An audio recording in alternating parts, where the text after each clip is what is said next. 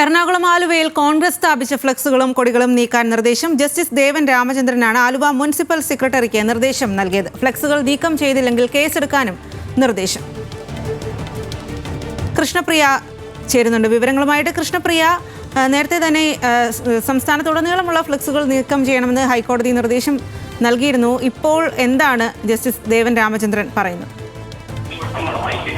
സ്വാതി സൂചിപ്പിച്ചതുപോലെ ഹൈക്കോടതിയുടെ നിർദ്ദേശത്തെ തുടർന്ന് സംസ്ഥാനത്തിന്റെ വിവിധ ഭാഗങ്ങളിൽ, പ്രത്യേകിച്ച് എറണാകുളത്തിന്റെ ഈ ആലുവ അടക്കമുള്ള മേഖലകളിൽ നിന്നും ഈ ഫ്ലെക്സ് ബോർഡുകളൊക്കെ നീക്കം ചെയ്യുന്ന ഒരു സാഹചര്യം ഉണ്ടായിരുന്നു. ഒരുവിധം ഫ്ലെക്സ് ബോർഡുകളും അതുപോലെയുള്ള കൊടിതോരണങ്ങളും എല്ലാം നീക്കം ചെയ്യുന്ന ഒരു സാഹചര്യത്തിലാണ് ഇന്ന് ജസ്റ്റിസ് ദേവൻ രാമചന്ദ്രൻ തന്നെ ഈ ആലുവയിലൂടെ പോയപ്പോൾ ഈ ഫ്ലെക്സുകൾ കണ്ടത്. നാളെ നടക്കാനിരിക്കുന്ന കോൺഗ്രസിന്റെ DCCയുടെ നേതൃത്വത്തിൽ നടക്കുന്ന ഗാന്ധിയൻ കോൺഗ്രസുമായി ബന്ധപ്പെട്ട ഫ്ലെക്സുകളും മറ്റ് കൊടിതോരണങ്ങളുമാണ് അദ്ദേഹം കാണാനിടയായത്.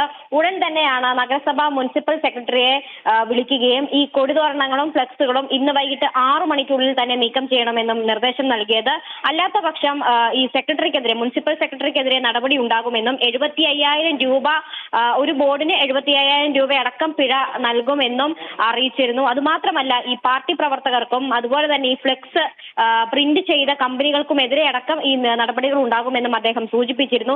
ഇതിന്റെ പിന്നാലെ, ഈ ഒരു നിർദ്ദേശത്തിന് പിന്നാലെ ഇന്ന് അവധി ദിവസമായിട്ടും നഗരസഭാ ജീവനക്കാരും അതുപോലെ തന്നെ പാർട്ടി പ്രവർത്തകരും ഈ ഫ്ലെക്സുകളും കൊടിതോരണങ്ങളും നീക്കം ചെയ്യുകയും ചെയ്തിട്ടുണ്ട്. ഏതായാലും ഈ ഹൈക്കോടതിയുടെ നിർദ്ദേശത്തിന് പുറമെ ജസ്റ്റിസ് ദേവൻ രാമചന്ദ്രൻ തന്നെ ഈ ഒരു കാര്യത്തിൽ ഈ ഫ്ലെക്സുകൾ, പാതയോരങ്ങളിലെ ഫ്ലെക്സുകൾ നീക്കം ചെയ്യുന്നതുമായി ബന്ധപ്പെട്ട് നേരിട്ടൊരു ഇടപെടൽ നടത്തിയിരിക്കുകയാണ്. സ്വാതി. ശരി കൃഷ്ണപ്രിയ.